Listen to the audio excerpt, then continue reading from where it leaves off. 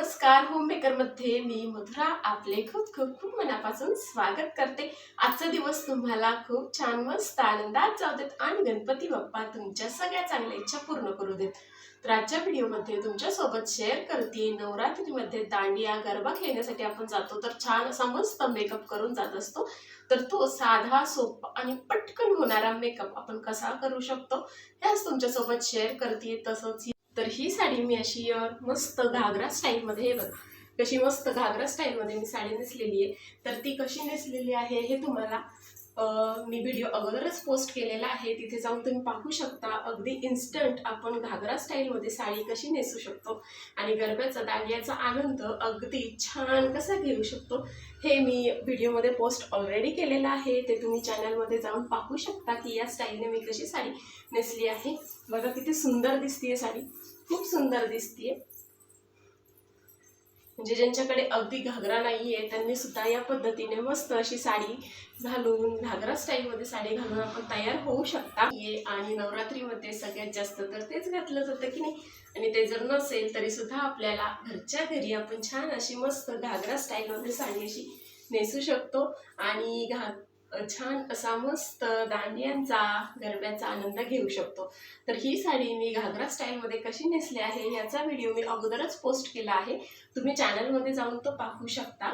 तर त्याचबरोबर हा मेकअप मी कसा केला आहे, आपण इतका सुंदर मेकअप अगदी पटकन कसा करू शकतो आणि कसे छान सुंदर दिसू शकतो, तर आजच्या व्हिडिओमध्ये तुमच्यासोबत शेअर केला आहे एक सुंदर असा मेकअप नवरात्रीसाठी, नवरात्री स्पेशल।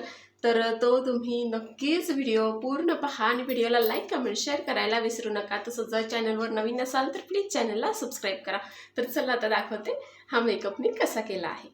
तर चला मेकअपची सुरुवात आपण करूयात हेअरस्टाईलपासून। तर मी अगोदर आउटफिट घातलेलं नाही आहे, त्याआधी मी मेकअप आणि हेअरस्टाईल करून घेते आणि त्याच्यानंतरच आउटफिट घालते, जरासं सोपं पडतं मला। तर हेअरस्टाईल करण्यासाठी मी आधी छान केस विंचरून घेतले, त्यानंतर ते 2 पार्टमध्ये असे डिवाईड करून घेतले। कानापर्यंत केस परत पुढे काढून घेतले आणि ते असे रोल करून आपल्याला मागे त्याला क्लिप लावून घ्यायचं आहे। तर त्याच पद्धतीने आपल्याला दुसऱ्या बाजूने सुद्धा केस करायचे आहेत। बघा असे कानापर्यंत मी त्याचे पार्ट काढून घेतला पुढे, त्यानंतर ते छान असे मस्त कोंब केले, व्यवस्थित असे विंचरून घेतले, त्याच्यानंतर असे रोल करून डायरेक्ट मागे मी टक केले।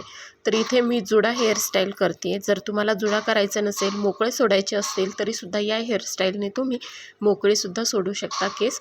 आणि गरबा दांडियामध्ये त्या ड्रेपरीवरती हे अशा पद्धतीने जर तुम्ही हेअरस्टाईल केली तर ती दिसायलासुद्धा खूप सुंदर दिसते।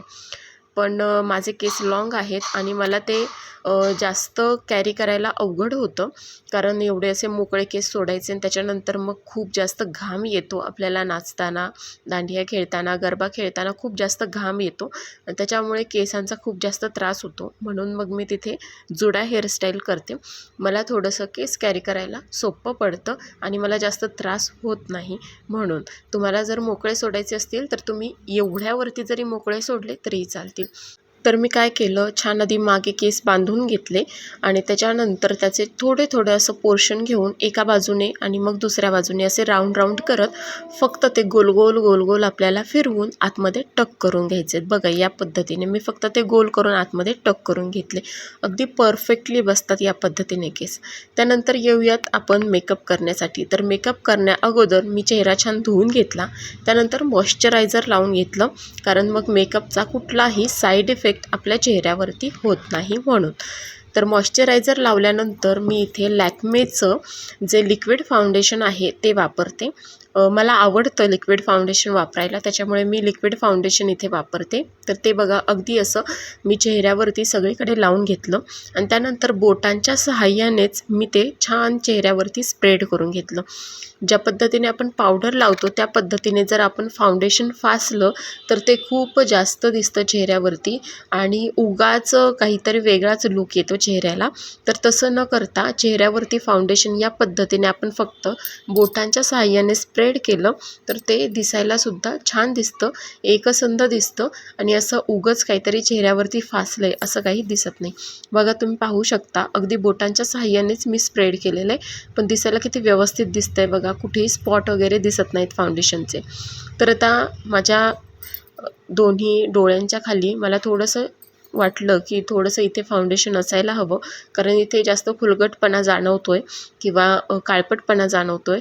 त्याच्यामुळे मी तिथे परत थोडंसं फाउंडेशन लावून घेतलं आणि ते सुद्धा असं बोटांच्या साहाय्याने मी स्प्रेड करून घेतलं. बघा किती सुंदर दिसतं आहे. त्यानंतर मी जी आपण रेग्युलर फेस पावडर वापरतो ती फेस पावडरच वापरली आहे.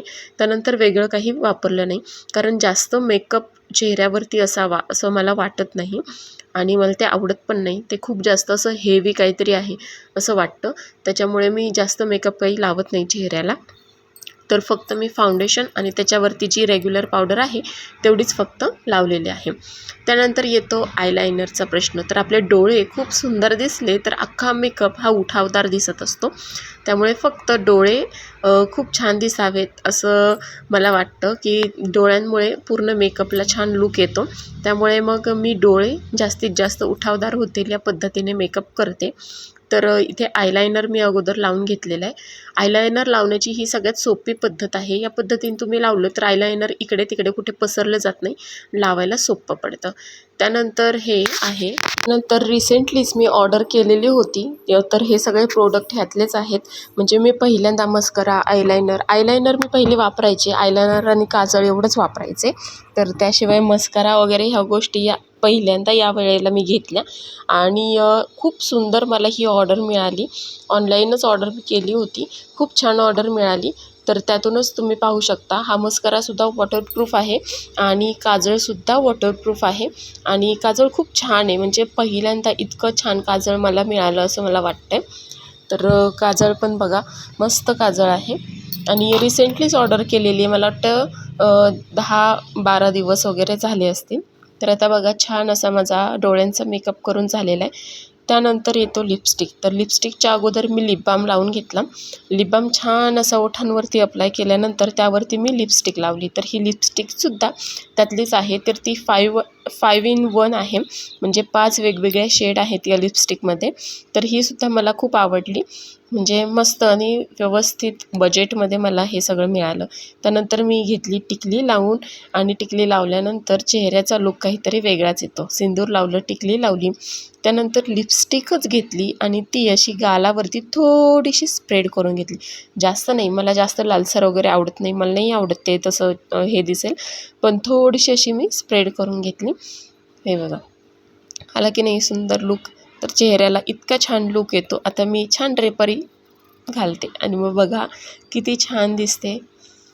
अगदी सुंदर असा लूक दिसतोय गरबा खेळण्यासाठी, दांडिया खेळण्यासाठी. तर चला हा व्हिडिओ तुम्हाला कसा वाटला मला नक्कीच कळवा. थँक्यू.